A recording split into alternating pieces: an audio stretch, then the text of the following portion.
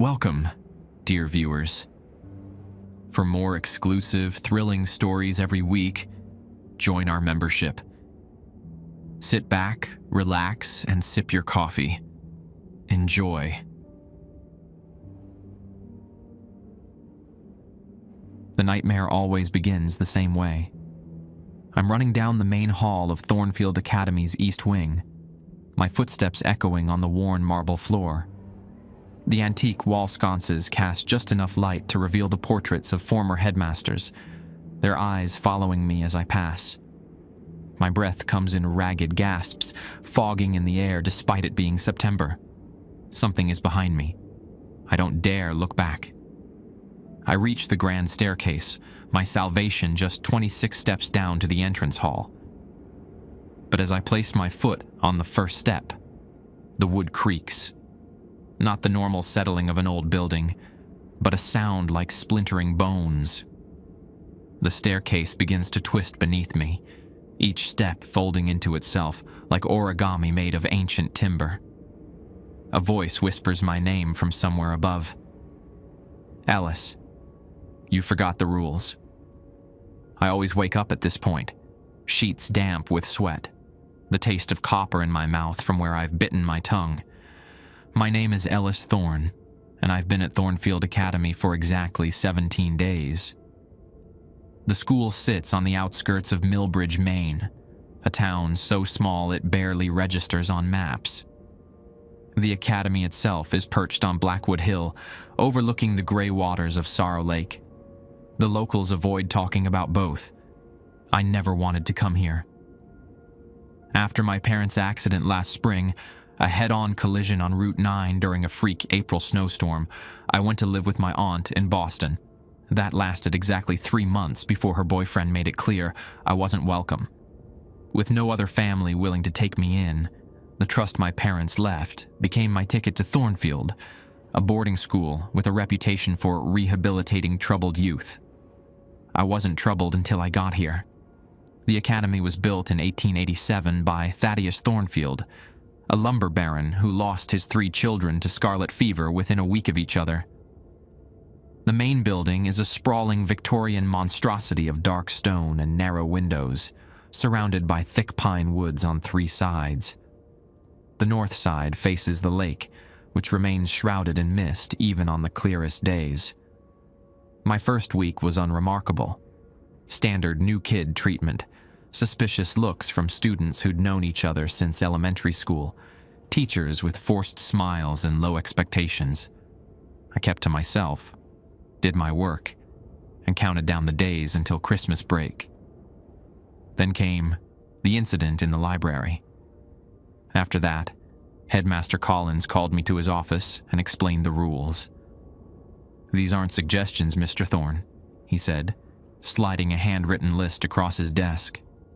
The paper was yellowed with age, the ink faded to a rusty brown. "These are for your safety. Breaking them will have consequences." I almost laughed. It seemed like some elaborate hazing for the new kid. But something in his roomy eyes stopped me. Genuine fear, poorly masked by academic sternness. 7 rules, he continued. Memorize them. The paper stays in my office. I read them quickly, certain this was some kind of joke. It wasn't. And now, 17 days in, I know the truth about Thornfield Academy. The nightmare isn't what happens when I'm asleep. It's what awaits me when I'm awake. The morning after my latest nightmare, I woke to the sound of rain pelting against my dormitory window. My roommate's bed was already empty, the sheets pulled tight with military precision. Tyler Blackwood was always gone before dawn for rowing practice on Sorrow Lake. I never understood how anyone could stand being on that water in the dark. I checked my phone. 7:23 a.m. Classes started at 8:15, giving me just enough time to shower and grab breakfast at the dining hall. As I gathered my toiletries, I caught my reflection in the mirror mounted on our closet door. Dark circles shadowed my eyes, my skin pale against my dark hair. I looked like I belonged in one of those black and white photographs hanging in the school's archives. The communal bathroom was mercifully empty. Most students were either already at breakfast or still asleep. I stepped into the shower, letting the hot water wash away the remnants of my nightmare. As steam filled the tiled room, I went over the rules in my head, a ritual I'd performed daily since Headmaster Collins had shown me the list. Rule 1: never remain in the library after the 5 p.m. bell. If you hear pages turning when no one is there, leave immediately and tell no one what you heard. That was the rule I'd broken, though unknowingly. I'd fallen asleep while studying for my American history test, waking to the sound of rustling paper. The library had been empty, the tall windows showing only darkness outside. Then I'd heard it, the distinct sound of pages turning, coming from the restricted collections section. I'd assumed another student was there, hidden by the tall shelves. I'd called out, receiving no answer. When I went to investigate, I found only an open book on the reading table, its pages flipping by themselves, stirred by no breeze I could detect. Mrs. Harrington, the ancient librarian, had found me frozen there, staring at the book. Her face had drained of color. Within an hour, I was sitting in the headmaster's office, learning about the rules. Rule 2: the third-floor corridor in the West Wing is off-limits between midnight and 3 a.m. If you must pass through during these hours, hold your breath the entire time. Rule 3: never whistle in the dormitories after sunset. Those who answer aren't students. Rule 4: if you see a student you don't recognize sitting alone at breakfast, don't acknowledge them. Don't look at them. Don't speak of them. Rule 5: the boathouse doors must remain locked between October 31st and March 1st. If you find them open, don't look at the water. Close them and inform a faculty member immediately. Rule 6: if your name is called 3 times from the woods at night, do not respond, no matter how familiar the voice sounds. Rule 7: should you encounter a faculty member who doesn't cast a shadow, excuse yourself immediately and find Headmaster Collins or Nurse Winters. I'd memorized them all, though they seemed absurd. Still, something about the gravity with which they were delivered made me take them seriously. I shut off the water and quickly dried myself. The bathroom had grown unusually cold despite the steam. As I wrapped the towel around my waist, I noticed something on the mirror. Words written in the condensation. Don't forget the unwritten rule. I froze, a chill crawling up my spine that had nothing to do with the temperature. There was no unwritten rule. I would have remembered that.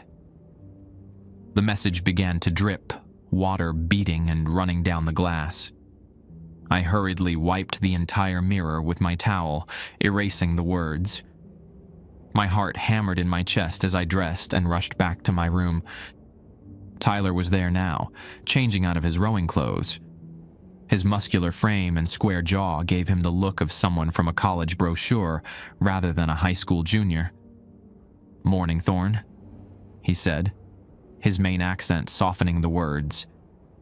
"You look like you've seen a ghost." I considered telling him about the mirror, but thought better of it. Tyler had been at Thornfield since freshman year. If the rules were real, he already knew about them.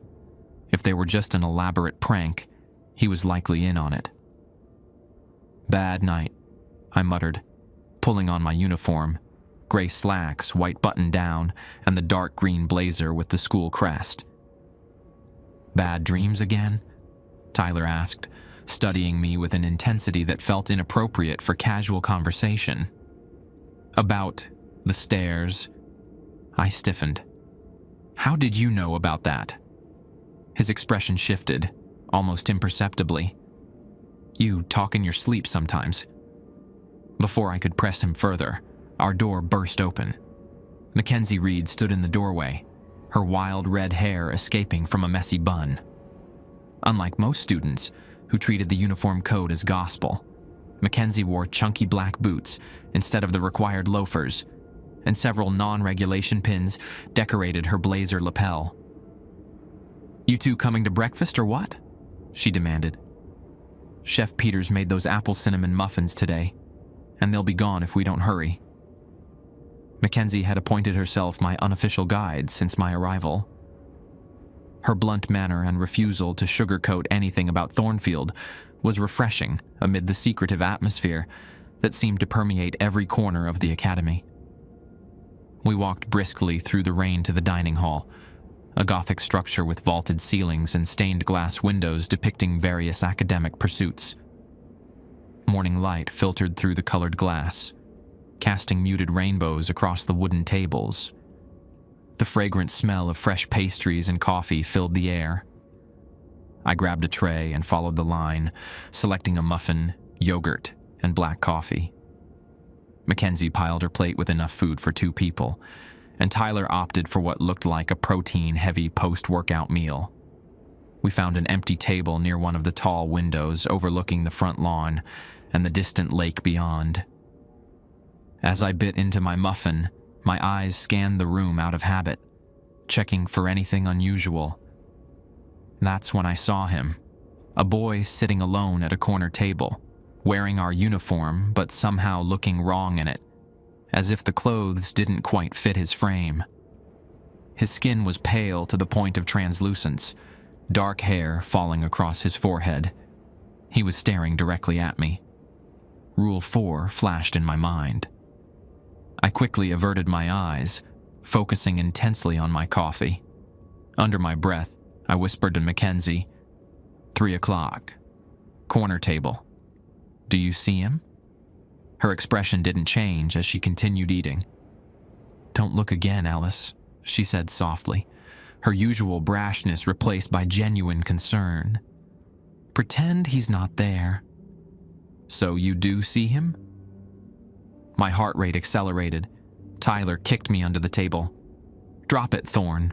Rule 4. I nodded slightly and forced myself to eat, though my appetite had vanished. The weight of unseen eyes pressed against the side of my face, but I resisted the urge to look again. When we finally left for class, I couldn't help one backward glance. The corner table was empty, with no sign anyone had been there at all. American history was my first class of the day, held in one of the oldest rooms in the academy's main building. The classroom featured tall windows that looked out over the forest, heavy velvet curtains framing the view of endless pines.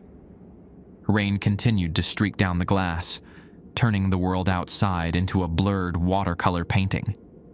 Dr. Abernathy, a thin man with wire-rimmed glasses and a perpetual bow tie, was discussing the Salem witch trials.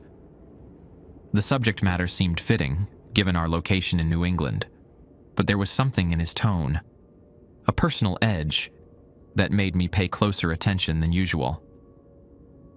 While most historical accounts focus on the religious hysteria, he said, pacing between the rows of desks, local folklore suggests other factors were at play in Essex County. Some historians believe the accusers truly experienced phenomena they couldn't explain through the limited scientific understanding of the time. His eyes darted briefly toward the windows, a flicker of unease crossing his face. I followed his gaze but saw only trees swaying in the wind. Millbridge itself has a similar history, he continued, though less documented than Salem's. In 1892, 3 students from this very academy disappeared while exploring the caves near Sorrow Lake. Their disappearance coincided with reports of unusual sounds coming from the woods at night, voices calling names, according to journal entries from that period. The hair on my arms stood on end. Rule 6. If your name is called 3 times from the woods at night, do not respond, no matter how familiar the voice sounds. Dr. Abernathy pulled down a map showing the local area as it appeared in the late 1800s. After the disappearances, Headmaster Thornfield, son of our founder, instituted certain protocols for student safety. Some of these traditions continue to this day. His gaze swept across the room, lingering momentarily on me. I shifted uncomfortably in my seat. "Open your textbooks to page 94, he said abruptly, changing the subject.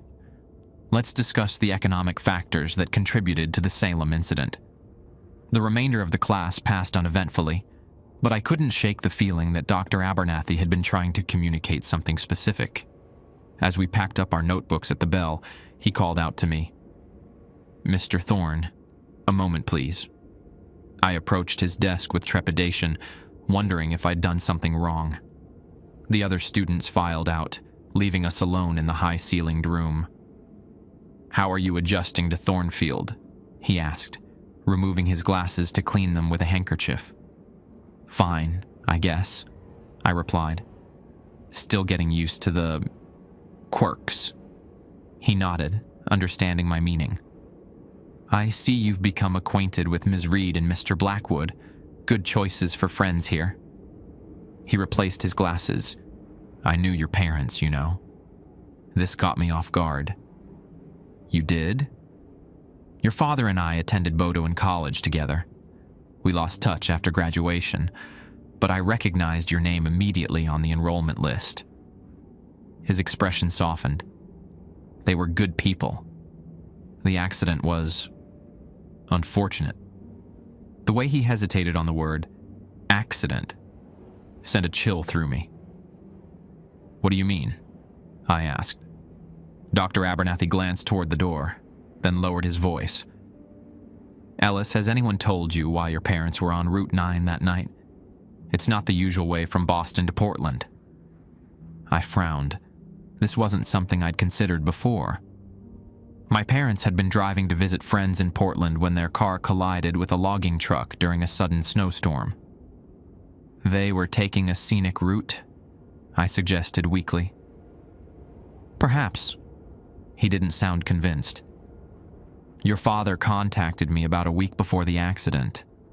He was researching his family history and discovered a connection to Millbridge, to Thornfield Academy specifically. He wanted access to our archives." My mind reeled with this new information. "What connection?" "I don't know the details. He never made it here for our meeting." Dr. Abernathy began gathering his papers. "I'm telling you this because I believe you have a right to know, and because I think it might explain why you're experiencing certain things here that other new students don't typically encounter." "Like the nightmares?" The words escaped before I could stop them. His head snapped up. "You're having the staircase dream." When I nodded, he exhaled slowly. "I was afraid of that. Listen carefully, Ellis. The rules you've been given, follow them exactly, no exceptions, but also understand they're incomplete." "Incomplete?" I echoed, remembering the message on the bathroom mirror. "Don't forget the unwritten rule." The full list hasn't been shared openly in decades. Too many questions from parents, concerns about psychological impact on students. What you have are the essential 7, but there are others. He trailed off as footsteps approached in the hallway. "We shouldn't talk here. Meet me in the faculty lounge during lunch period. We can speak more freely there." The door opened, and Ms. Winters, the school nurse, entered. She was young, mid-30s at most, with dark hair pulled back in a severe bun.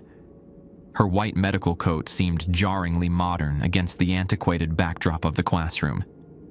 "Dr. Abernathy, I need to borrow Mr. Thorne for his medical intake appointment," she said, her smile not quite reaching her eyes. "It's already been postponed twice." "Of course, Nurse Winters." Dr. Abernathy nodded, but his expression had grown guarded. We were just finishing up. As I followed Nurse Winters down the corridor toward the infirmary, I glanced back. Dr. Abernathy stood watching us from his classroom doorway, his face etched with what looked distinctly like worry. The infirmary occupied a small wing off the main building, its antiseptic smell a stark contrast to the old books and wood polish scent of the rest of the academy. Nurse Winters directed me to sit on an examination table, the paper crinkling beneath me as I perched on the edge. "Standard procedure for all new students," she explained, pulling my file from a cabinet. "Height, weight, vision test, medical history review." She worked efficiently, recording my vitals and asking routine questions about vaccinations and allergies. "Have you been sleeping well?" she asked, shining a penlight into my eyes. "Well enough," I lied. She lowered the light, studying me. "Dreams can be quite vivid here. Something about the air quality near the lake, I suspect. Or perhaps the old building materials." Her tone was casual, but her gaze remained fixed on my face, watching for a reaction. "I guess so," I replied non-committally. "If you experience any unusual dreams, recurring patterns, specific locations within the academy, voices, I'd like you to record them. For research purposes." She handed me a small leather-bound journal. "Write in this before bed each night. It may help process any anxiety you're feeling about your new environment." I took the journal reluctantly. Its cover was worn, the leather cracked with age. It didn't look new, more like something from the library's special collections. "Has this been used before?" I asked. A slight smile played at her lips. "We believe in sustainability here at Thornfield. Reduce, reuse, recycle." She checked her watch. "We're done for now. You're in good health, Mr. Thorne." As she filed away her notes, I flipped through the journal. Most pages were blank, but near the back, I noticed faint writing, as if someone had pressed too hard on the next page while writing. I tilted the journal toward the light, trying to make out the words. "They're in the walls. They know my name now. God help me. They've found a way in." I snapped the journal shut, my pulse quickening. "Something wrong?"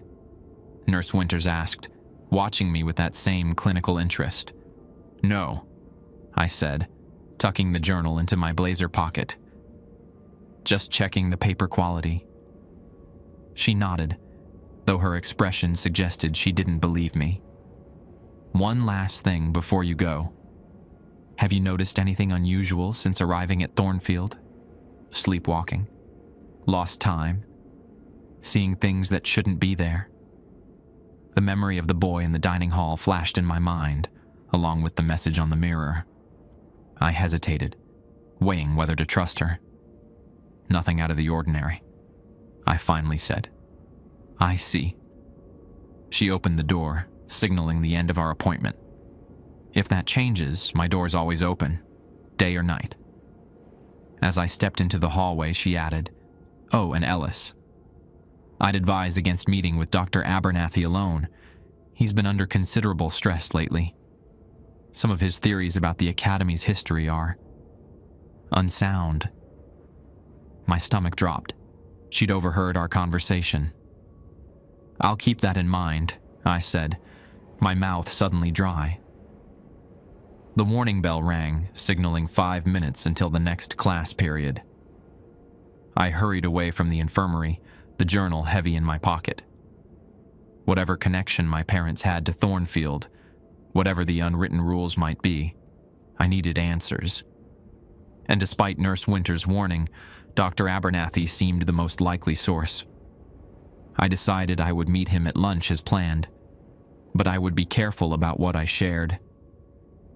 After all, Rule 7 came to mind. Should you encounter a faculty member who doesn't cast a shadow, excuse yourself immediately and find Headmaster Collins or Nurse Winters. I hadn't checked whether Nurse Winters cast a shadow during our appointment. My morning classes dragged by, each minute stretched by anticipation. Advanced chemistry and calculus would normally hold my attention, but today, my thoughts kept returning to the journal in my pocket, and Dr. Abernathy's revelations about my parents. When the lunch bell finally rang, I headed not toward the dining hall, but to the faculty wing in the West Building. The corridor was quiet, most teachers having already left for lunch supervision duty. The faculty lounge door, a heavy oak panel with a frosted glass window, stood at the end of the hallway. I hesitated, suddenly aware I'd never been in this part of the campus before. What if students weren't allowed here? What if this was another rule I didn't know about? But Dr. Abernathy had specifically told me to meet him, so I pushed my concerns aside and knocked. No answer. I tried the handle. The door swung open silently.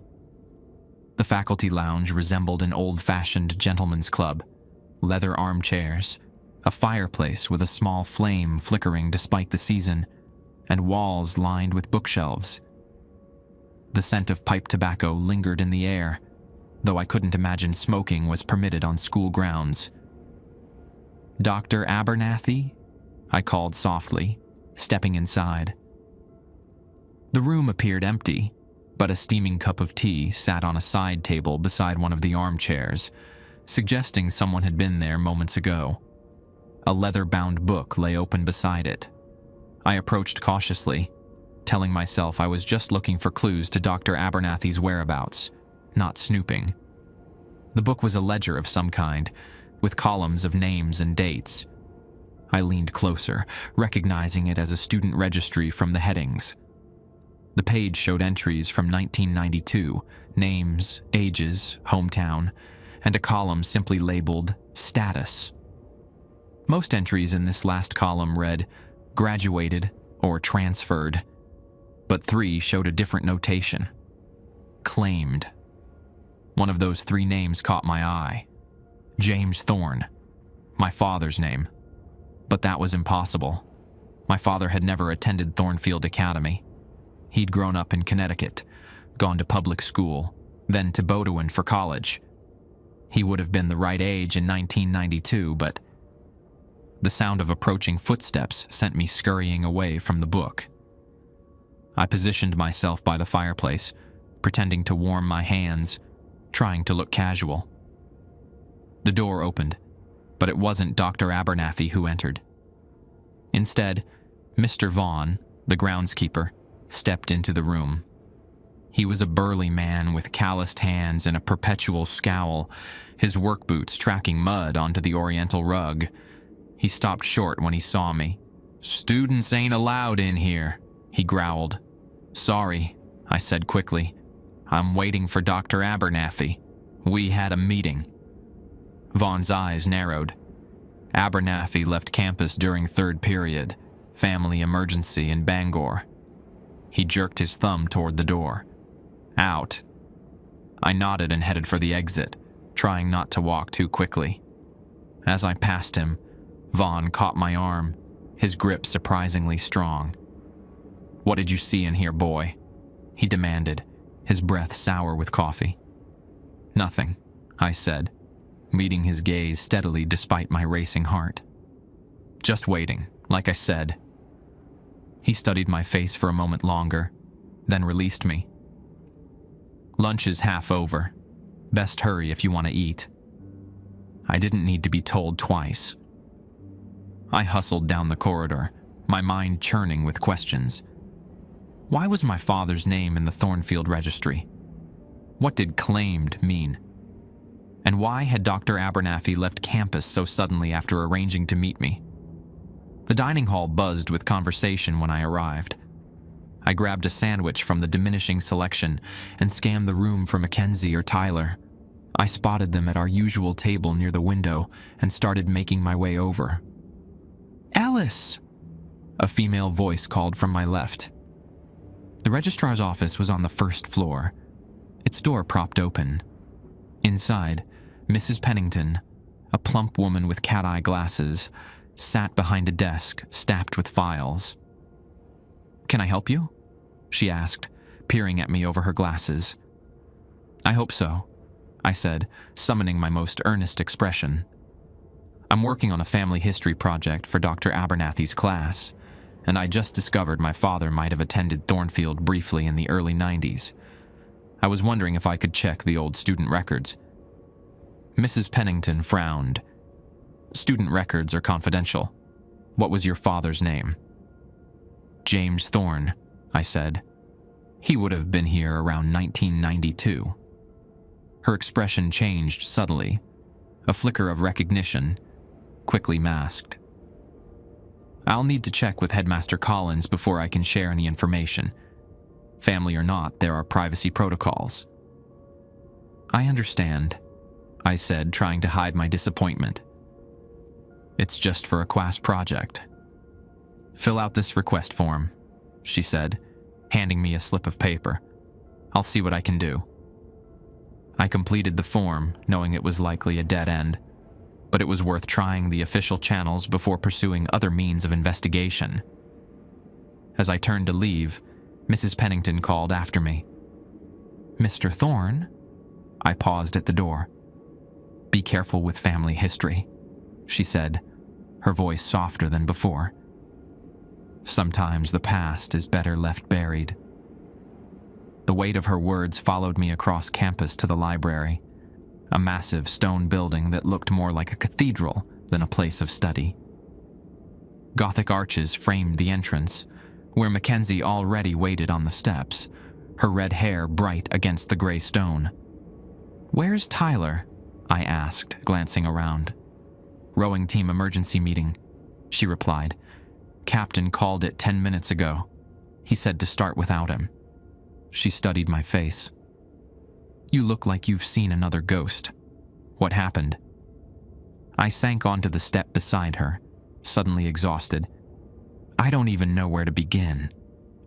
"Try the beginning," she suggested, bumping my shoulder with hers. So I did. I told her everything. Dr. Abernathy's revelation about my parents, finding my father's name in the registry, the mysterious claimed status, the journal Nurse Winters gave me, and finally, Mrs. Pennington's cryptic warning.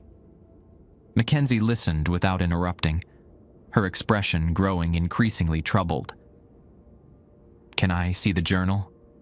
she asked when I finished. I handed it over. She flipped through the pages, stopping at the one with the faint writing I'd noticed earlier. Pulling a pencil from her bag, she lightly shaded over the page, revealing more of the impressed text from the missing page before it. "Old detective trick," she explained. "My dad's a cop." As the shading darkened, more words emerged. "They come at night. Always 3 knocks. Always 3 calls of your name. If you answer, they take you to the lake, to the door beneath the water." "Jesus," Mackenzie whispered. "Who wrote this?" I shook my head. "No idea, but it connects to Rule 6, about not responding if your name is called from the woods." "And to Rachel," Mackenzie added. "She was soaking wet that night, remember? Like she'd been in the lake." The library bell chimed 4:45 p.m., warning that closing time approached. Students began filtering out of the building, casting long shadows across the steps as the afternoon sun dipped toward the tree line. "We should go," I said, taking back the journal. Rule 1. Mackenzie nodded, but as we stood to leave, she grabbed my arm. "Ellis, what if your parents weren't visiting friends in Portland that night? What if they were coming here to Thornfield?" The thought had been growing in my mind all day. "To look into my father's connection to the school," I said slowly. "Dr. Abernathy said my dad contacted him about the archives. And then they have an accident before they could arrive." Mackenzie made air quotes around the word. "Doesn't that seem convenient to you?" A cold certainty settled in my gut. "You think someone didn't want them looking into Thornfield's past? Or your father's past here?" She nodded. "The question is, who and why?" The final warning bell rang. 5 p.m. The library doors closed behind the last few students hurrying out. As they dispersed across the quad, I noticed Olivia Chen watching us from the bottom of the steps, her silver oak leaf pin catching the fading light. "Mackenzie," I said quietly. "We're being watched." She followed my gaze and stiffened. "Act normal. Let's head back to the dorms." We descended the steps casually, as though we were simply friends chatting after study Kai. When we drew level with Olivia, she smiled, a gesture that didn't reach her dark eyes. "Ellis, I was hoping to catch you," she said. "Headmaster Collins wants to see you in his office." "Now?" I asked, surprised. "Right away," she confirmed. "He mentioned something about your special curriculum requirements." Her gaze flicked to the journal in my hand. "I see Nurse Winters gave you one of the dream journals. Having trouble sleeping?" The question felt like a trap. "Just adjustment insomnia," I said lightly. "New place and all?" She nodded, seeming satisfied with my answer. "The headmaster's office is—" "I know where it is," I interrupted. "Thanks." Olivia smiled again, more genuinely this time. "Of course. See you in chemistry tomorrow." As she walked away, Mackenzie leaned close. "Be careful with Collins. Don't mention anything we talked about." "I'm not stupid," I whispered back. "No, but you're curious," she said. "And at Thornfield, that's more dangerous than anything." With that ominous warning, we parted ways, Mackenzie toward the girls' dormitory, and I toward the main building where Headmaster Collins awaited. The sun dipped below the tree line as I crossed the quad, casting the academy in premature twilight. In the growing darkness, the windows of Thornfield seemed to watch me like countless eyes, tracking my progress across the grounds. One thing was becoming increasingly clear. The 7 rules I'd been given were just the beginning. The true danger lay in what they weren't telling me about the school, about my family's connection to it, and about whatever lurked beneath the surface of Sorrow Lake. Thornfield's main building transformed as twilight deepened. During daylight hours, it was merely an imposing structure. At night, it became downright frightening. The corridors stretched longer in the shadows, portraits watching from walls with eyes that seemed to track my movement. The brass wall sconces provided only small pools of amber light, leaving vast sections of hallway in darkness. Headmaster Collins' office occupied the entire east tower of the main building. Unlike the modern administrative offices on the first floor, his domain required climbing the narrow spiral staircase that wound upward 3 stories. By the time I reached the landing, my legs ached and my breath came in shallow gasps. A heavy oak door marked the entrance, a brass nameplate reading simply, "Headmaster." I raised my hand to knock, but before my knuckles touched the wood, a voice called from within. "Enter, Mr. Thorne." I swallowed hard and pushed the door open. The headmaster's office was circular, following the tower's shape. Floor-to-ceiling bookshelves covered most of the walls, interrupted only by tall windows that offered views of the campus, and beyond it, the black waters of Sorrow Lake. A massive oak desk dominated the center of the room, its surface bare except for a single folder, a brass lamp, and a strange object that looked like a paperweight, a chunk of dark stone with flecks that caught the light. Headmaster Collins stood by one of the windows, his back to me. He was a tall man with a rigid posture that suggested military background. His silver hair was cut short, emphasizing the sharp angles of his skull. "Close the door," he instructed without turning. I did as told, the latch clicking with a finality that made my mouth go dry. "I understand you've been asking questions about your father," he said, still gazing out the window. My pulse quickened. Dr. Abernathy mentioned my father might have had a connection to Thornfield. I was curious. "Curiosity," Collins said, turning finally to face me, "is not always a virtue, Mr. Thorne, particularly here." His face was all sharp lines and hollows, his eyes deep-set and gray as winter ice. He gestured to the chair in front of his desk. "Please, sit." I lowered myself into the leather chair, noting how it positioned me lower than the headmaster when he took his seat opposite me. "You've been given the rules," he stated. It wasn't a question. "Yes, sir, the 7 rules." A flicker of something, amusement, concern, crossed his face. "And have you found them helpful?" The question felt like another test. "They seem important," I said carefully, "though I don't understand why they exist." Collins tapped the folder on his desk. "Your academic record is impressive, Ellis.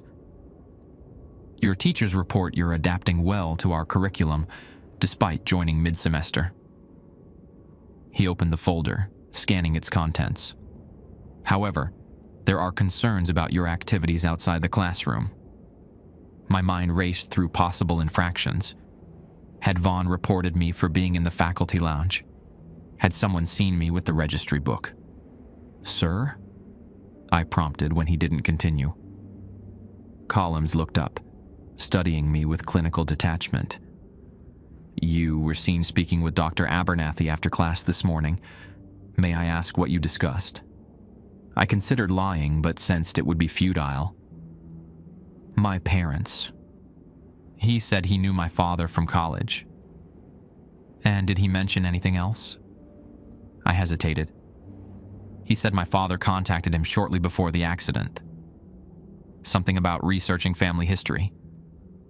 Collins nodded slowly. "I see.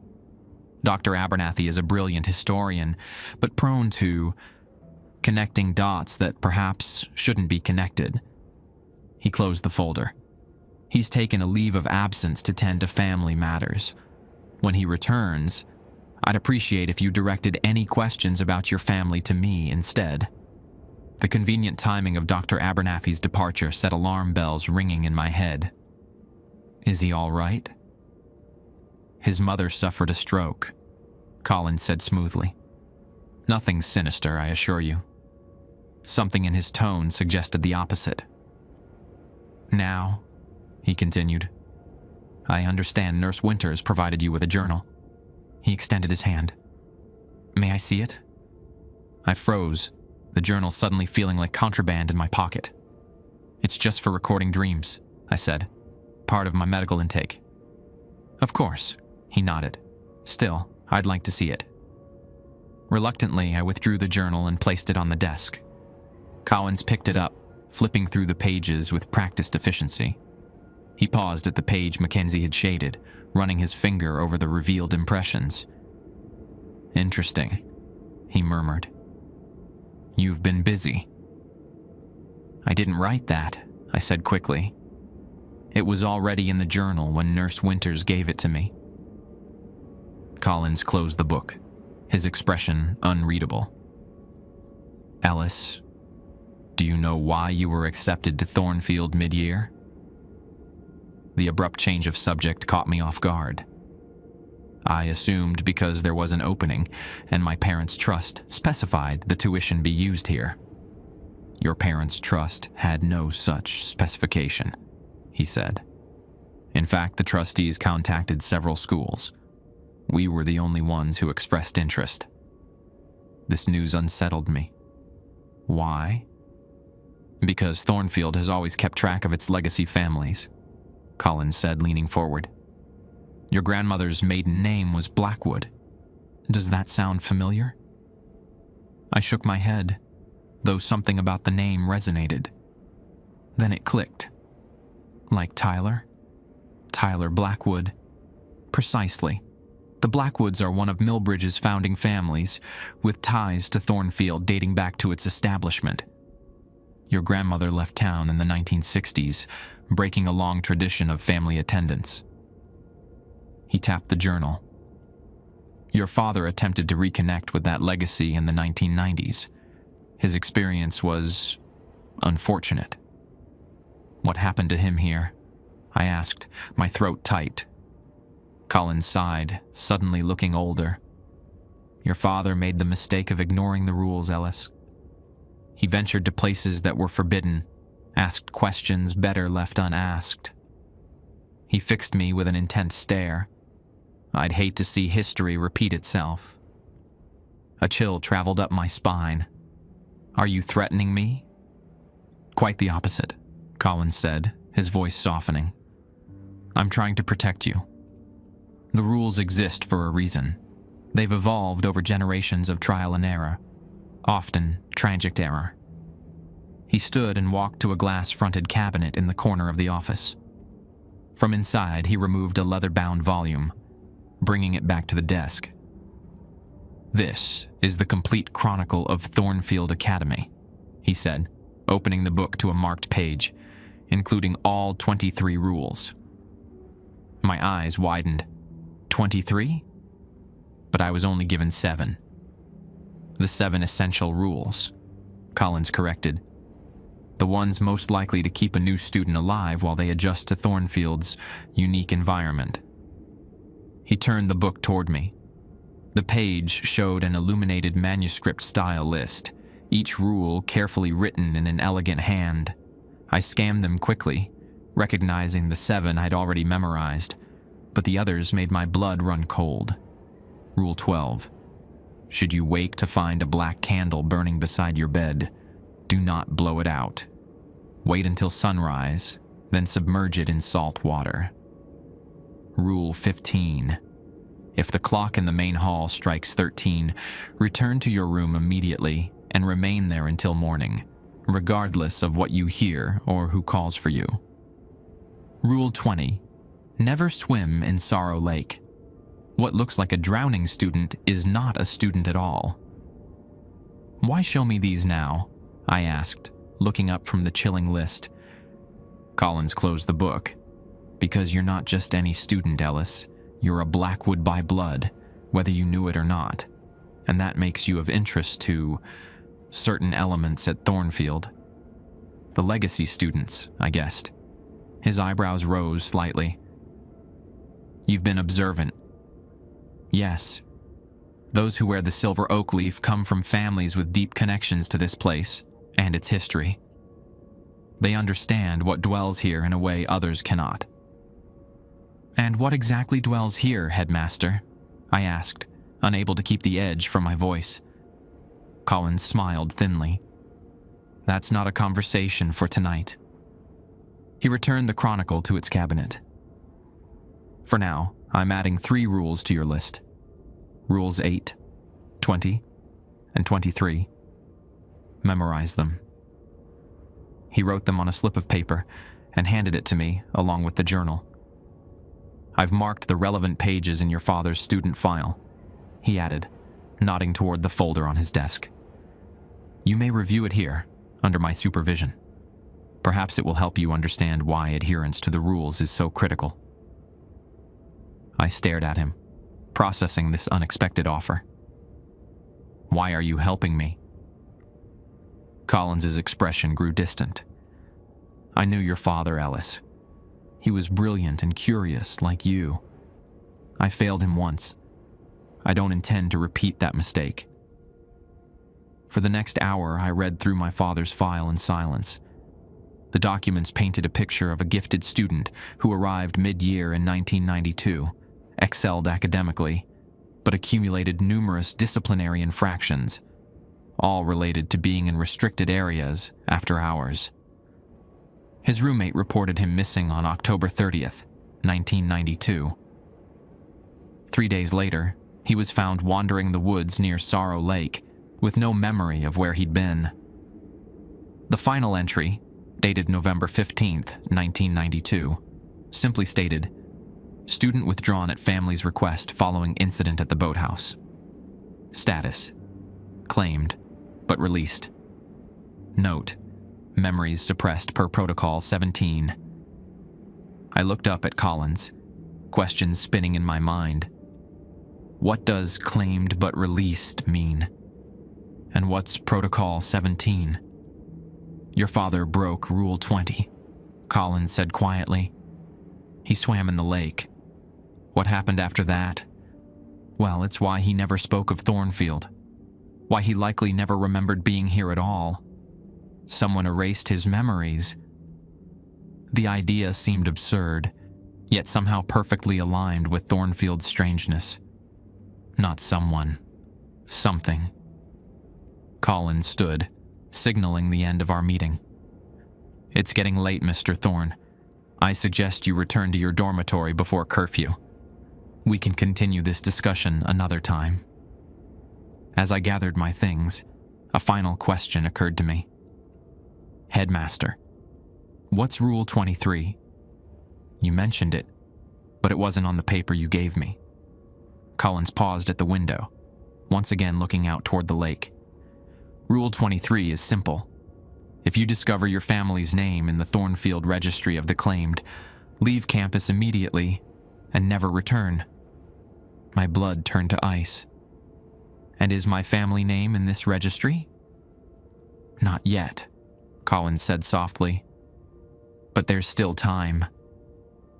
The implications of his answer followed me down the spiral staircase and through the darkened corridors of Thornfield Academy.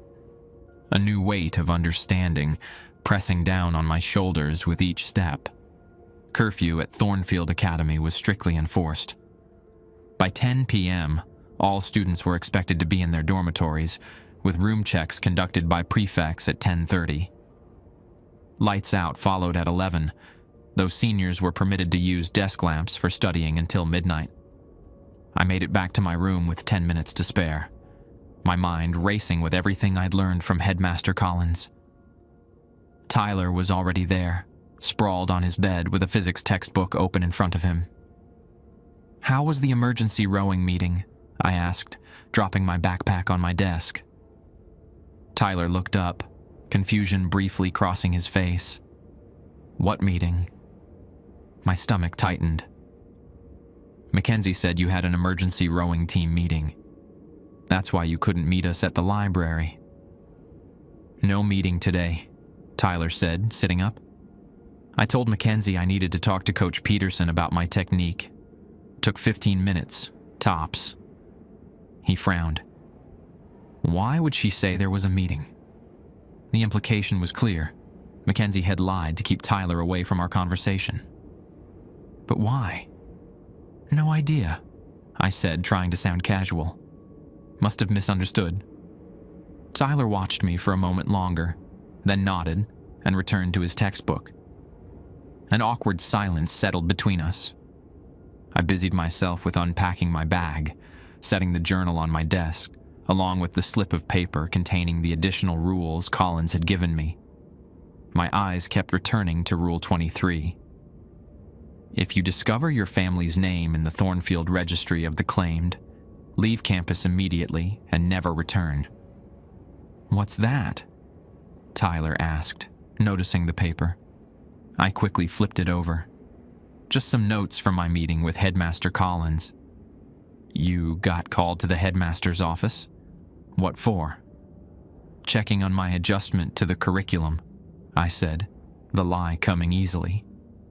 "Being a mid-year transfer and all." Tyler nodded, but his eyes lingered on the journal. "Is that one of the dream diaries?" The question caught me off guard. "You know about these?" "Everyone gets one eventually," he shrugged. "Part of the Thornfield experience." He made air quotes around the phrase. "Mine's in my drawer somewhere. Never wrote in it, though." "Why not?" "Because that's how they track you," he said, lowering his voice despite us being alone in the room. "The ones who write down their dreams get noticed by the legacy crowd. Next thing you know, you're getting invitations to their little gatherings." I thought of Olivia Chem's invitation at lunch. Is that a bad thing? Tyler set his textbook aside and leaned forward, elbows on knees. "Depends on what you want. The legacy families run everything in Millbridge. Get in with them. Doors open. My family used to be part of that circle before my grandfather had a falling out with the Thornfields back in the 60s. "Blackwood," I said, the name slipping out before I could stop myself. "Your family is one of the founding families." Tyler's eyes narrowed. "How do you know that?" I hesitated, then decided a partial truth was better than an obvious lie. Collins mentioned it. Said the Blackwoods have been connected to the school since the beginning. Yeah, well, being a Blackwood doesn't mean what it used to, Tyler said bitterly. We're a legacy in name only now. I studied my roommate with new eyes, wondering if he knew about my connection to his family. If my grandmother was a Blackwood, did that make us distant cousins? What about you? Tyler asked, interrupting my thoughts. Your family have any ties to Thornfield before you? Not that I'm aware of, I lied. The prefect knocked then, poking his head in to confirm we were both present for curfew check. After he left, Tyler turned down his bedside lamp, leaving only my desk light illuminating the room. You should get some sleep, he said, rolling to face the wall. Trust me, you don't want to be wandering the halls at night here. I didn't argue, though sleep felt impossible with my mind churning through all I'd discovered. Nevertheless, I changed into sleep clothes, switched off my lamp, and lay in the darkness, staring at the ceiling. Hours passed. The dormitory gradually quieted as even the most dedicated studiers surrendered to sleep. Through my window, the quarter moon cast pale light across the floor, creating silvery patterns that shifted with the swaying of tree branches outside. I must have dozed eventually, because I startled awake, disoriented, unsure what had disturbed me. The digital clock on my nightstand read 2:47 a.m. Tyler's breathing remained deep and regular from the other bed. Then I heard it, a soft, deliberate tapping against my window glass. 3 distinct taps. Pause. 3 more. Pause. I froze, remembering Rule 6. If your name is called 3 times from the woods at night, do not respond, no matter how familiar the voice sounds. The tapping wasn't coming from the woods, but the rhythm, 3 beats, felt significant. I stayed perfectly still, barely breathing, hoping whatever it was would go away. Ellis, a voice whispered, so faint I almost thought I'd imagined it. I squeezed my eyes shut, my heart hammering against my ribs. Ellis. The voice came again, slightly louder. 1 more time and it would be 3. I pulled my blanket over my head, childishly hoping this might somehow protect me. Ellis Thorne. 3 times. My name had been called 3 times. Against every instinct, I lowered the blanket and turned toward the window. A face stared back at me through the glass, pale with dark eyes and hair. It took me a moment to recognize Rachel, Mackenzie's missing roommate. She pressed a hand against the window, her lips forming words I couldn't hear. Her expression was urgent, pleading. I glanced at Tyler, still sound asleep, then back at Rachel. How was she outside my window? The boys' dormitory was 3 stories high. Rachel tapped again, more insistently. She pointed downward, then made a walking motion with her fingers. She wanted me to come down. Every rule I'd learned screamed this was a trap. Rachel had disappeared under mysterious circumstances after being in the lake. Now she was supposedly floating outside my 3rd-floor window in the middle of the night. But what if it really was her? What if she'd escaped whatever fate had claimed her and come back with vital information? I slid quietly from bed and pulled on jeans and a sweatshirt. Stepping into my sneakers, I grabbed my phone and the journal, tucking both into my pocket. The dormitory hallway was dimly lit by emergency lights, creating pools of shadow between doors. I moved as quietly as possible toward the stairwell, wincing at every creak of the old floorboards. The rules said nothing specific about being out after curfew, but I suspected it fell under the category of terrible ideas regardless. I descended to the ground floor and stood at the exit, hesitating. Once I stepped outside, I'd be breaking at least school regulations, if not the supernatural rules that governed Thornfield. Through the door's small window, I could see the quad was empty, bathed in moonlight. No sign of Rachel. I pushed the door open slowly, cringing at the soft electronic beep as the security system registered the door opening. Cool night air rushed in, carrying the scent of pine and the distant tang of lake water. Stepping outside, I hugged the building's shadow, scanning the grounds for any movement.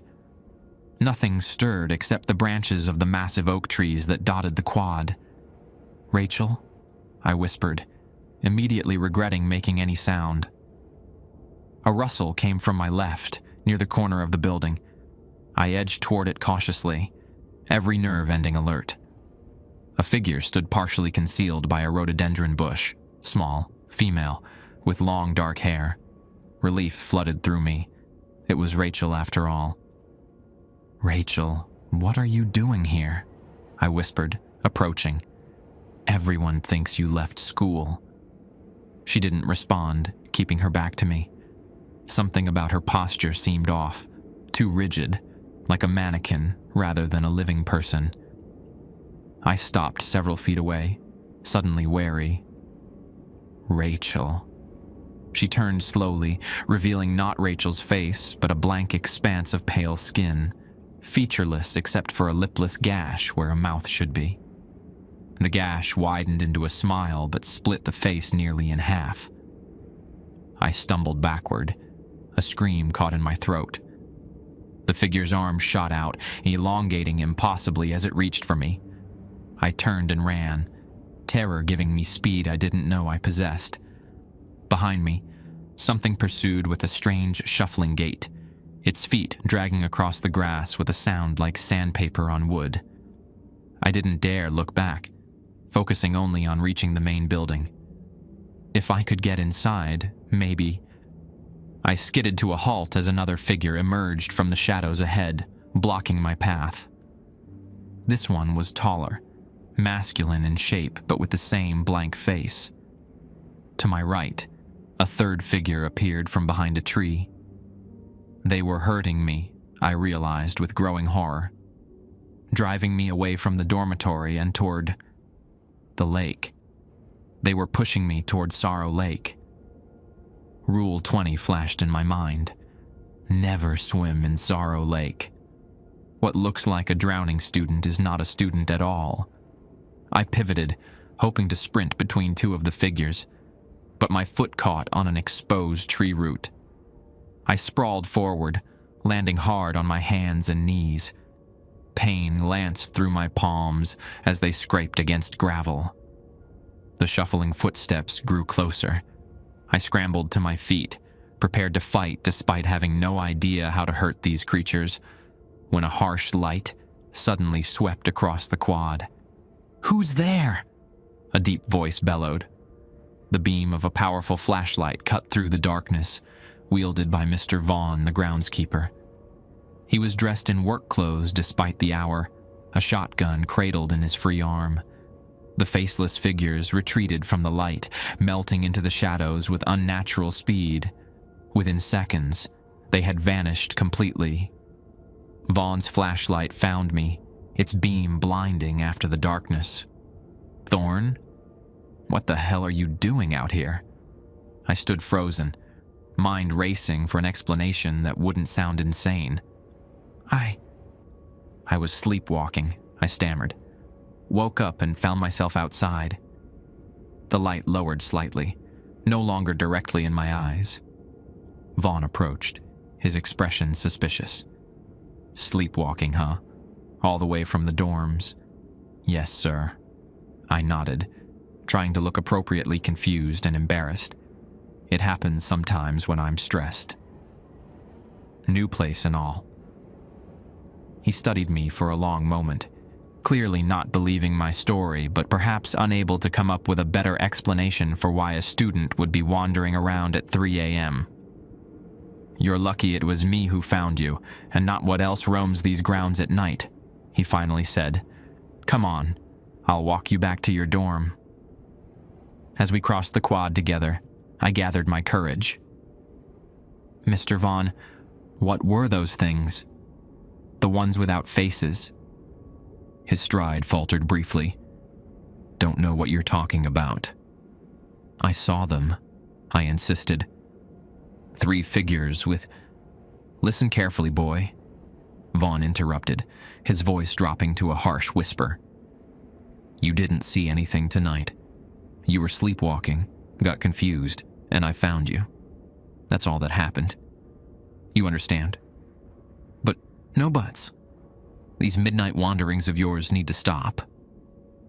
He glanced toward the tree line, then the distant lake, visible as a black void beyond the campus. Next time, I might not be around to help. And trust me, son, you don't want to meet what calls your name in the dark. We reached the dormitory entrance, and Vaughn used his key card to let us in. As we climbed the stairs to my floor, he kept his voice low. Your father didn't listen either, he said, so quietly I almost missed it. I stopped on the landing. You knew my father? Vaughn nodded grimly. I've been groundskeeper here for 30 years. I remember James Thorne, smart kid, too curious for his own good. He glanced down the hallway, got himself in trouble with the wrong crowd, started asking about the lake, the caves underneath. Caves? I repeated. Forget I said that. Vaughn grunted.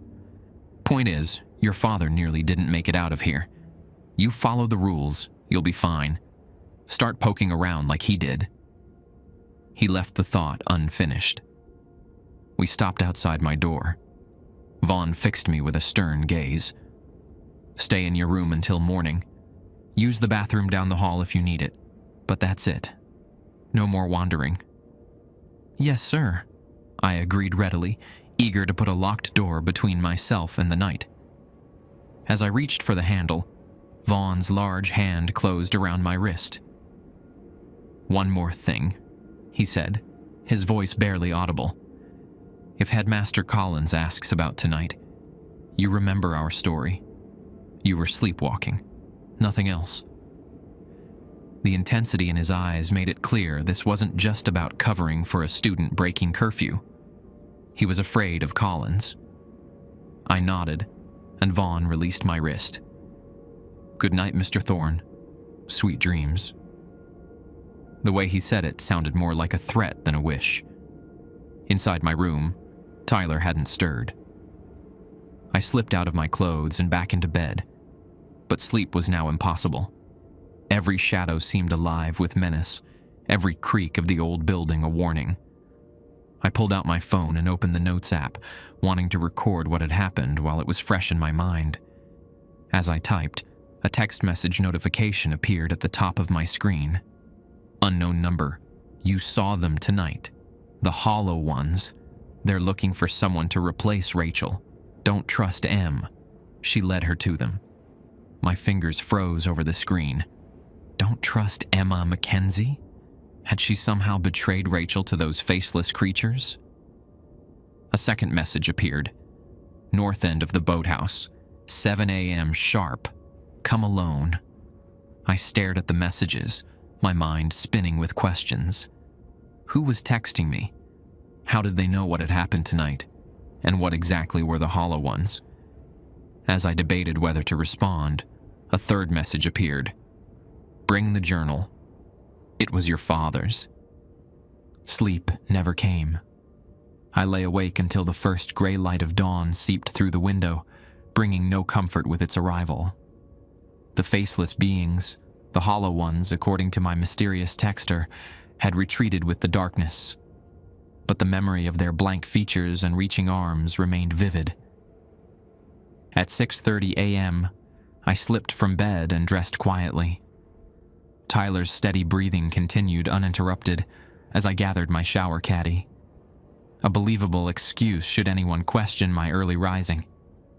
Instead of heading to the bathroom, however, I snuck down the stairs and out of the dormitory. Morning mist clung to the ground, transforming the campus into something from a Gothic novel.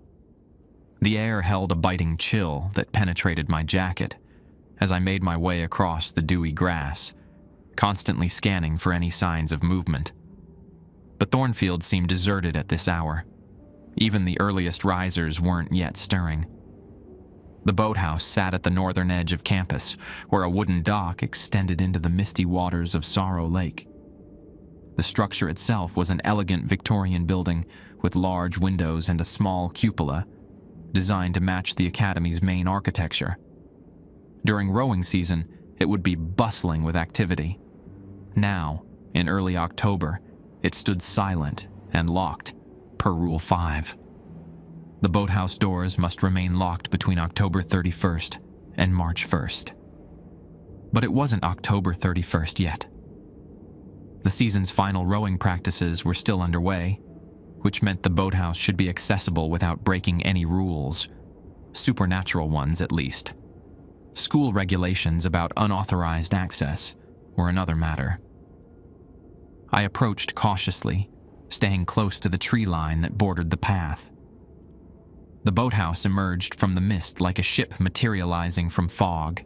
Its weathered clapboards painted a deep green that made it blend with the surrounding pines. No one waited outside. I checked my phone. 6:55 a.m. I was early. The dock creaked beneath my weight as I walked to the end and sat, legs dangling above the dark water. Despite the growing daylight, Sorrow Lake remained murky and opaque, its surface flat and still like black glass. No wind disturbed it. No fish broke the surface. The surrounding trees reflected perfectly in its mirror-like expanse. My phone buzzed in my pocket. Another text from the unknown number. Inside. Side door. I looked toward the boathouse. Sure enough, a small side entrance stood ajar, barely visible from the dock. My instincts screamed caution, but I'd come this far already. The side door led to a narrow hallway, lined with lockers and hooks for rowing gear. It smelled of damp wood, varnish, and the faint tang of lake water. The main bay lay ahead, where rowing shells rested in storage racks. A faint light glowed from that direction. "Hello?" I called softly, immediately regretting breaking the silence. No response. I moved forward cautiously, pushing open the swinging door to the main bay. The cavernous room held rows of sleek racing shells, their polished wood gleaming in the dim light that filtered through the tall windows. A single battery-powered lantern sat on a workbench in the center of the room, casting long shadows across the concrete floor. No one was there. "I came like you asked," I said to the empty room, my voice echoing slightly. "I brought the journal." Movement caught my eye, a shadow shifting by the far wall. I turned quickly, heart racing. Olivia Chen stepped into the lantern's glow, her school uniform impeccable even at this early hour. The silver oak leaf pin on her lapel caught the light as she moved. "You actually came," she said, sounding surprised. "I wasn't sure you would." "You sent the texts?" I asked, keeping my distance. She nodded. "We need to talk about what happened last night. About the hollow ones. What are they?" I demanded. "Not here," she said, glancing nervously at the water visible through the windows. "This place isn't safe. I only chose it because no one would think to look for us here." She moved toward a door marked "Office" at the rear of the boathouse. "Follow me." The coach's office was small but tidy, with framed photographs of victorious rowing teams lining the walls. Olivia closed the door behind us and turned on a desk lamp, then checked that the blinds were completely closed before sitting. "Did you bring the journal?" she asked. I patted my pocket where it bulged visibly, but didn't remove it. "First, tell me what you know. What are the hollow ones? What happened to Rachel?"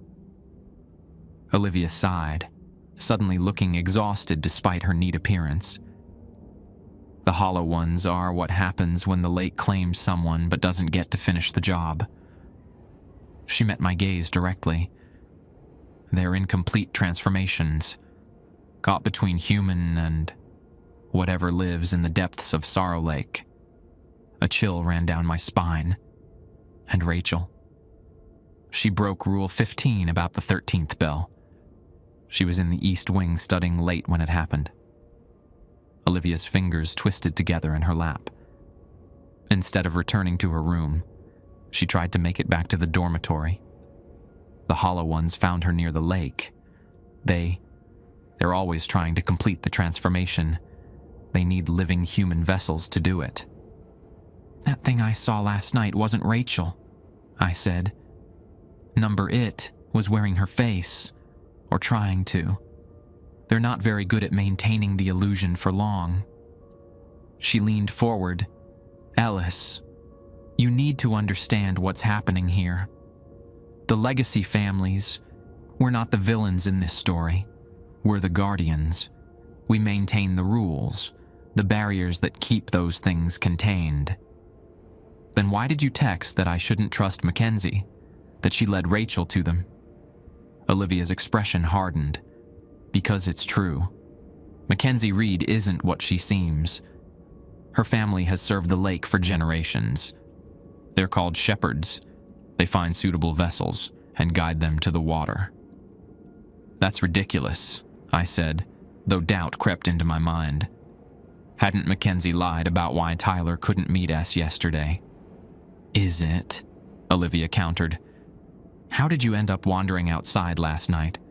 What drew you from your bed?" I hesitated. "I saw someone at my window. I thought it was Rachel." "And before you went to the window, what woke you?" I remembered the tapping, the voice calling my name 3 times. Rule 6. "She's been working on you since you arrived," Olivia continued. "Getting close to you, earning your trust, the same way she did with Rachel. If what you're saying is true, why would she target me specifically?" "Because of who you are, your bloodline. The Blackwoods have always been particularly compatible vessels. Your father was targeted too, back in the 90s. He was lucky. He got away, though not unscathed." My hand went to the journal in my pocket. "You said this was my father's." Olivia nodded. "It was his dream journal while he was here. When he left, the contents were removed and archived, but Nurse Winters kept the book itself. She's a legacy, like me. When you arrived, she recognized your name and retrieved it from storage. Why would she give me an empty journal with just one cryptic message left in it?" "To help you piece things together gradually," Olivia said. "If she'd handed you your father's complete journal, you'd have thought it was fiction, or worse, that she was trying to frighten you with stories. This way, you discovered things at your own pace, started asking questions. It made a twisted kind of sense, though I still wasn't ready to trust Olivia completely. So what happens now? Why reveal all this to me?" "Because you're in danger, and we're running out of time." She glanced at her watch. "The autumn equinox is approaching. The barrier between our world and what dwells in the lake grows thinner. The Hollow Ones become stronger, more numerous. And I'm what? Bait? A potential vessel? You're a Blackwood by blood," Olivia said, as if that explained everything. "Your father escaped his fate, but the lake doesn't forget. It's been waiting for another thorn, another vessel from your lineage. That's why Collins admitted me mid-year," I realized. "He knew what I was." Olivia nodded. "The Legacy Council was divided on whether to bring you here. Some felt it was too dangerous, that we should let sleeping dogs lie, so to speak. Others argued it was better to have you here, protected by the rules and our supervision, than out in the world where the lake's influence could still reach you, but without any safeguards." "And which side were you on?" I asked. A small, sad smile touched her lips. "I wasn't consulted. I'm still a student, even if I am Legacy. But for what it's worth, I think they made a mistake bringing you here." The implications of everything she'd said were overwhelming. My father had been targeted by whatever lived in the lake. He'd somehow escaped, had his memories erased, and fled Thornfield. Now, 30 years later, I'd unwittingly returned to the same place, becoming a target myself. Why should I believe any of this? I asked. For all I know, you could be the one working for the lake, trying to isolate me from my friends. Fair point, Olivia conceded. Which is why I'm going to show you something. She reached into her blazer pocket and removed a folded piece of paper. This is a page from your father's original journal. I borrowed it from the archives. She unfolded it carefully and handed it to me. The handwriting matched the faint impressions I'd seen in my journal, slightly messy, with a distinctive slant to the letters that I recognized with a shock, as similar to my own. October 28th, 1992. M is taking me to the boathouse tonight. Says there's an entrance to the caves beneath the lake there. I know I should follow the rules. Dr. A has warned me repeatedly that they exist for a reason, but I can't ignore this anymore. The dreams are getting worse. Last night I saw the staircase again, but this time I made it to the bottom. There was a door there, submerged in black water. Someone was knocking from the other side. 3 knocks, pause. 3 knocks, pause. Like a heartbeat. If I don't make it back, whoever finds this should know. The registry of the claimed isn't just a list. It's a contract. When they take your name, they take more than just your identity. They take your soul, piece by piece, until there's nothing left but a hollow shell that they can wear. I found my grandfather's name in the registry yesterday. Blackwood, William T. Status, claimed, complete transformation. This isn't coincidence. They've been hunting my family for generations. Headmaster Collins knows more than he's saying. The silver oak leaf pins are the key. They provide some kind of protection. I need to get one before going into the caves. If anyone reads this, stay away from Mackenzie Winters. She seems kind, but her family serves the lake. They're shepherds. They lead the lambs to slaughter. I looked up sharply. Mackenzie Winters? Nurse Winters' niece, Olivia explained. The Winters and Reed families are connected by marriage. Different names, same bloodline. It's more complicated than she made it sound, Olivia said. But there's no time to explain everything now. The equinox is tomorrow night, and she's right about one thing. They'll be coming for you. She grabbed a pen from the desk and scribbled something on the back of my father's journal page. This is my phone number. Meet me at the old chapel at midnight tonight. Bring the journal and anything else your father left you. He didn't leave me anything, I said. He died in a car accident, remember? Olivia gave me a strange look. Are you sure about that? Check your belongings again. Legacies often hide objects in plain sight. With that cryptic suggestion, she peered out the office door to ensure the coast was clear, then motioned for me to follow her out a rear exit I hadn't noticed before. As we parted ways outside, the morning sun finally breaking through the mist, she gripped my arm. Trust no one today, she warned. Especially not Tyler. The Blackwoods have their own complicated history with the lake. Some branches of the family serve it willingly. Before I could ask what she meant, she slipped away, disappearing into the morning fog that still clung to the edges of the campus. I stood alone, the journal heavy in my pocket, wondering which version of Thornfield's dark history was true, and more importantly, how I was going to survive the next 36 hours. Returning to the dormitory undetected proved easier than expected. The morning routine was just beginning, with sleepy students shuffling toward showers, providing perfect cover for me to slip back in. Tyler's bed was empty when I entered our room, likely at rowing practice, which explained why Olivia knew the team would be at the South Dock instead of the boathouse. I had less than 20 minutes to prepare for class, but Olivia's parting words echoed in my mind. Check your belongings again. Legacies often hide objects in plain sight. What could my father possibly have left me? After the accident, I'd received only a small box of personal effects: his watch, wallet, a few photographs, and a worn compass that had belonged to his father. Nothing special. Nothing that screamed supernatural talisman. I pulled my duffel bag from under the bed and dumped its contents onto the mattress. Clothes, books, toiletries, and the small wooden box containing those few paternal mementos. I opened it, examining each item carefully. The watch was an ordinary Timex, well worn but functional. The wallet contained only a driver's license and a few faded business cards. The photographs showed my parents in happier times, hiking in New Hampshire, standing on a beach at sunset, holding me as an infant. That left the compass. I'd never paid much attention to it before. It was old, brass with a patina that suggested decades of handling. The face was protected by a glass cover that had grown cloudy with age. I opened it, studying the directional markings more carefully. At first glance, it appeared normal.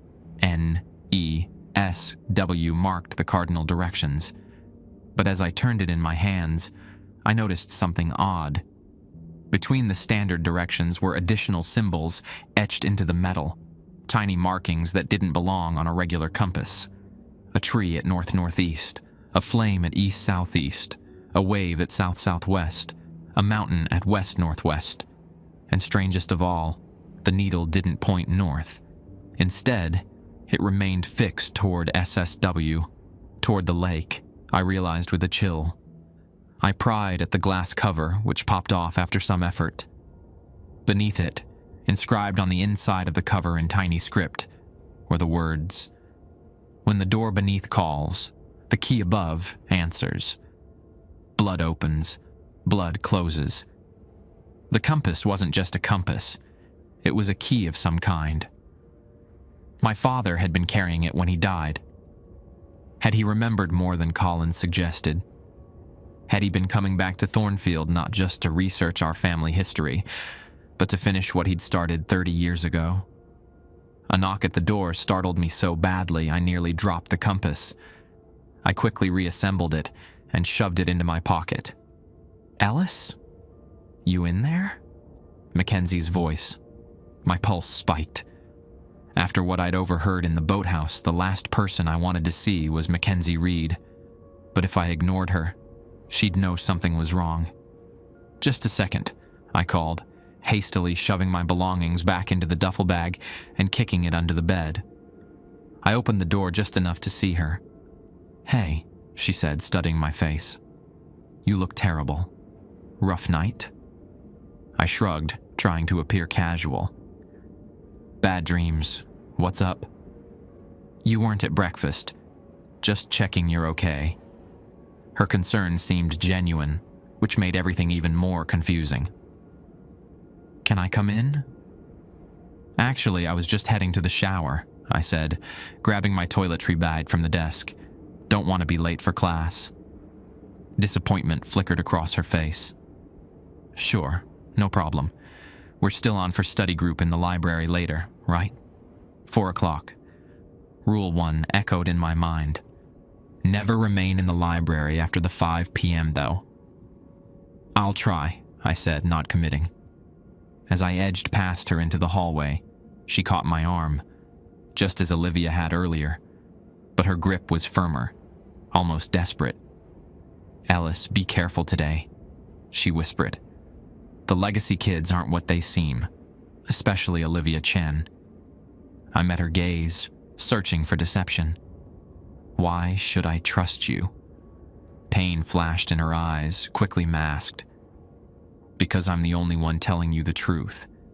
They want to use you, just like they tried to use your father." She released my arm. Just Don't go anywhere alone with any of them, okay?" Without waiting for an answer, she walked away, leaving me more confused than ever. If the shepherds served the lake, why would Mackenzie warn me against the legacy students? What game was she playing? The day passed in a blur of classes and paranoia.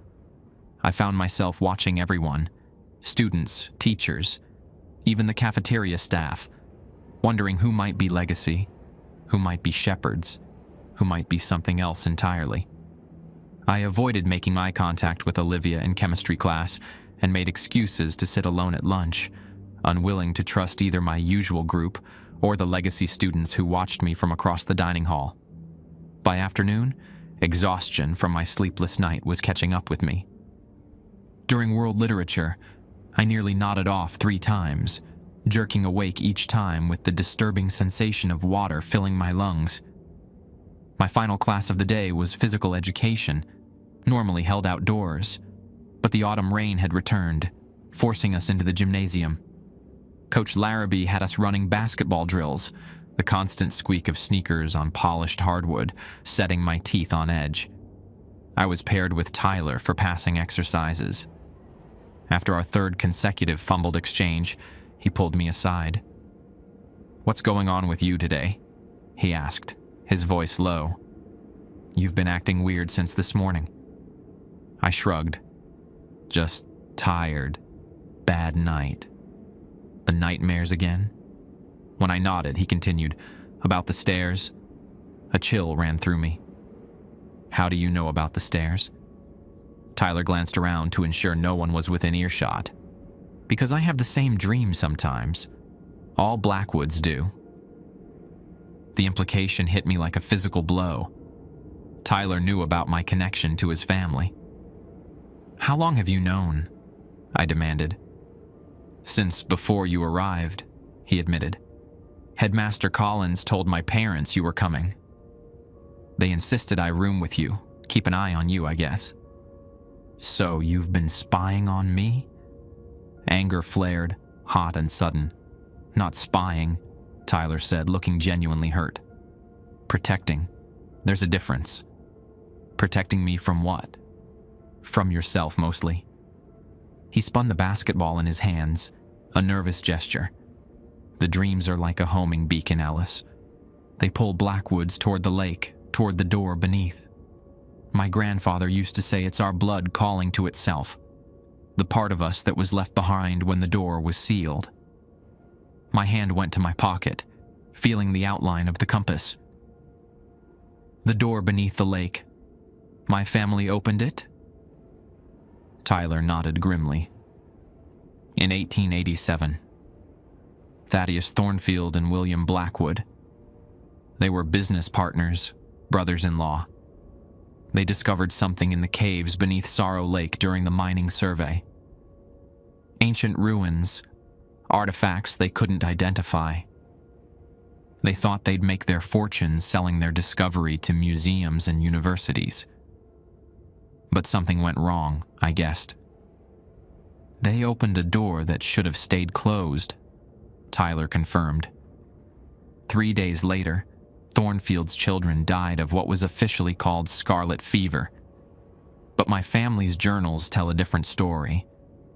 The children were found by the lake, their bodies empty husks, their eyes gone. He shuddered. The thing that came through the door took them first. Then it started spreading through town. How did they stop it? "They made a bargain," Tyler said, his voice barely audible above the gymnasium noise. "Blackwood and Thornfield used the compass key to seal the door, but such magic requires sacrifice. They bound their bloodlines to the lake. Every 50 years, one descendant must be offered to maintain the seal." Cold realization washed over me. "And I'm the 50th year sacrifice. The equinox tomorrow night." Tyler didn't deny it. "It's why your father ran. Why his memories were erased. He was supposed to be the sacrifice in 1992, but he escaped somehow. So the lake has been waiting for another thorn," I said, pieces falling into place. That's why my parents died on their way here. That's why I ended up at Thornfield. The shepherds have been guiding you here your whole life, Tyler said. The accident, your aunt's boyfriend making life difficult, the scholarship offer, all engineered to bring you back to Sorrow Lake. And your family? The Blackwoods? Which side are you on? Tyler's expression grew pained. That's complicated. The Blackwoods split after your father escaped. Some felt the bargain should be honored, that one life every 50 years was worth keeping the door sealed. Others believed there must be another way. And which group do your parents belong to? He looked away. They believe in the bargain. The basketball drills ended, Coach Larrabee blowing his whistle to signal time for showers. As we walked toward the locker room, I maintained some distance from Tyler, processing everything he'd revealed. So, what happens now? I asked finally. You just hand me over to whatever's in the lake tomorrow night? No, Tyler said firmly. I'm not my parents. I've been trying to find another way. What way? The original compass key, the one your father had, could seal the door permanently with the right ritual. No more sacrifices ever. He glanced around nervously. But we'd need help. The legacy students have the ritual texts, and the shepherds know how to safely approach the door. You want me to trust the very people who've been manipulating me my entire life? I asked incredulously. Not all legacies are the same, Tyler insisted. Olivia Chem's family has been searching for an alternative solution for generations. And not all shepherds want to continue the sacrifices. Some see themselves as guardians, ensuring the transition is peaceful when it must happen. A memory surfaced. Nurse Winters giving me the journal, leaving just enough clues to help me piece things together. Had she been trying to help in her own way? Who can I actually trust, Tyler? I asked as we reached the locker room. I wish I knew, he replied honestly. But I can tell you this. Tonight's the last night you'll be safe at Thornfield. After sunset tomorrow, they'll all be coming for you, one way or another. As we changed for showers, I felt the weight of the compass in my pocket and made a decision. The old chapel at midnight, I said quietly. Olivia Chen invited me. She thinks she can help. Tyler's eyes widen. The chapel is neutral ground. Neither legacies nor shepherds can use their full power there. He nodded slowly. It might be our best chance to form an alliance before tomorrow night. You'll come with me? I'll watch your back, you promised. But Ellis, bring the compass. If it's what I think it is, it's our only hope of ending this for good. The rest of the day passed with excruciating slowness. I skipped the library study session, texting Mackenzie that I wasn't feeling well. Instead, I returned to my room and pored over the journal, searching for any additional clues my father might have left. The single page Olivia had given me mentioned a ritual at the boathouse, a door beneath the lake, and the registry of the claimed. I needed more information, but the journal itself was frustratingly empty, except for that one ghostly impression. As evening approached, I sat on my bed, turning the compass over and over in my hands. Blood opens, blood closes. What did that mean? Was my blood literally required for the ritual Tyler had mentioned? A soft knock interrupted my thoughts. I quickly pocketed the compass and opened the door to find Nurse Winters standing in the hallway, a concerned expression on her face. Mr. Thorne, she said. You missed your follow-up appointment this afternoon. I hadn't been aware of any appointment, but played along. Sorry, it slipped my mind with everything going on. She nodded, understanding. May I come in? There are some medical matters we should discuss. Every instinct screamed danger, but refusing would only raise suspicion. I stepped aside, allowing her to enter. Nurse Winters closed the door behind her, and immediately her demeanor changed, the professional medical mask dropping away to reveal intense urgency. "We don't have much time," she said, her voice barely above a whisper. "They know you have the compass. They're coming for it tonight." "Who's coming?" I asked, though I suspected the answer. "Both sides," she replied. "The legacies want to destroy it. The hardline shepherds want to ensure it can't interfere with tomorrow's sacrifice." She met my gaze directly. "My sister was wrong to target you. There are other ways to maintain the seal without continuing the bloodline sacrifices." "You're a shepherd," I said. It wasn't a question. "I am," she acknowledged. "But I've been working with certain legacies to find an alternative solution. Your father almost succeeded 30 years ago. He found ancient texts in the Thornfield Library describing a permanent sealing ritual. Is that why his memories were erased? Because he discovered this ritual?" She nodded. "Collins couldn't allow the sacrifice cycle to be broken. Too many powerful families benefit from the arrangement." "Benefit?" I repeated incredulously. "How does anyone benefit from feeding people to some monster in a lake?" "Power," she said simply. "Those who maintain the seal receive certain gifts: enhanced intuition, influence over others, longevity. The headmasters of Thornfield have always served suspiciously long terms, haven't you noticed?" I hadn't, but now that she mentioned it, the portraits in the main hall showed remarkably few headmasters for a school that had existed since 1887. "Collins has been headmaster for 47 years, Nurse Winters continued. "He doesn't age like normal men. None of the seal maintainers do." "And you're against this arrangement?" I asked skeptically. "Why would a shepherd oppose the very thing that gives her family power?" "Because the cost is too high," she said, her expression haunted. "And because whatever is behind that door is growing stronger. Soon, one sacrifice every 50 years won't be enough." She reached into her pocket and withdrew a folded piece of paper. "This is the complete ritual your father discovered. The compass is the key, but you'll need this text and 3 participants: a legacy, a shepherd, and a Blackwood descendant." I took the paper cautiously. "Why should I trust you?" "You shouldn't," she admitted. "Trust no one completely. But know this: not everyone at Thornfield is your enemy." She moved toward the door. "Be careful tonight, Ellis. The Hollow Ones will be hunting for the compass. Keep it close." After she left, I unfolded the paper. It contained a ritual written in Latin with English annotations in the margins, my father's handwriting. The final note at the bottom chilled me. The ritual requires blood from all 3 participants, freely given. But the door may demand more. Be prepared for sacrifice of another kind.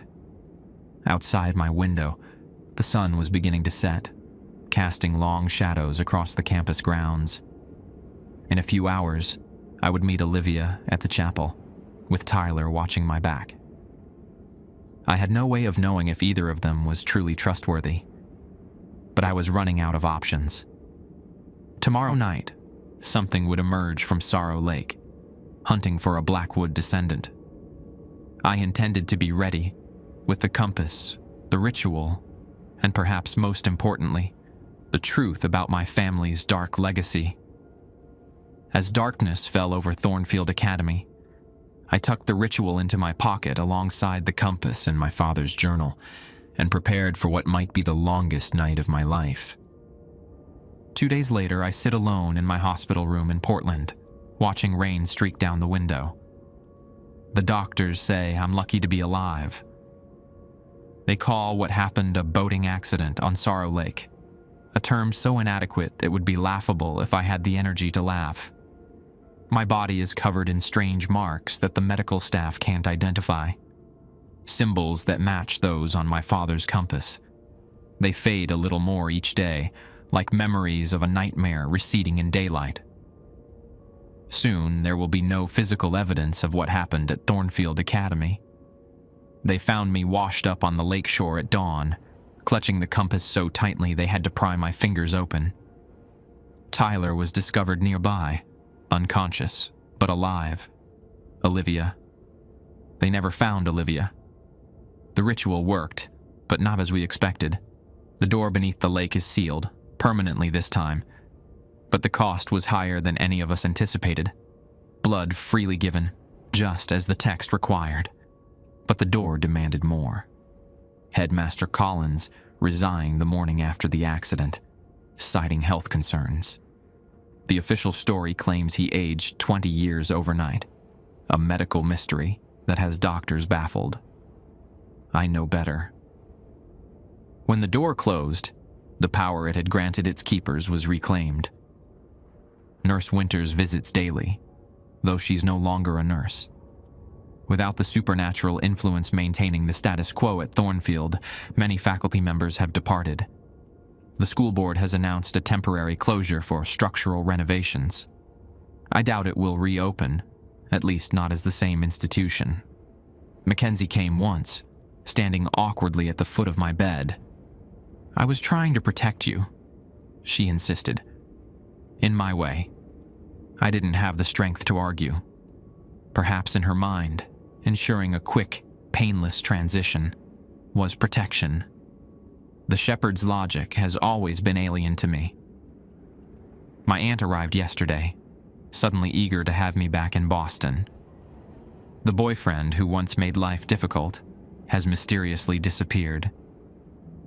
I wonder if the shepherd's influence extended further than I realized, manipulating even distant parts of my life to guide me to Thornfield. The doctors say I can leave tomorrow. I'll live with my aunt until graduation, then college, somewhere far from New England and its dark waters. Tyler has already transferred to a school in California. He texts daily, checking on me. We're the only ones who know the full truth of what happened that night in the chapel, and later at the lake. Sometimes I dream of the staircase again, but now I can reach the bottom without fear. The door there is sealed with symbols matching those on my skin, a lock without a key. Beyond it, I hear nothing. No knocking, no voices calling my name. But I've learned that silence can be deceptive. Before leaving Thornfield, I discovered what Collins never told me. The unwritten rule, the one that matters most. The rules may change, but the lake remains. What sleeps beneath may wake again. I keep my father's compass with me always now, watching its needle for any sign of movement. For 30 years it pointed steadily toward Sorrow Lake. Now it spins aimlessly, seeking something it can no longer find. But some nights, when I wake from dreams of dark water, I could swear the needle trembles, as if sensing something stirring far away. Something that remembers the taste of Blackwood blood and waits with inhuman patience for another door to open. After all, 50 years will pass. The rules may change, but the lake remains,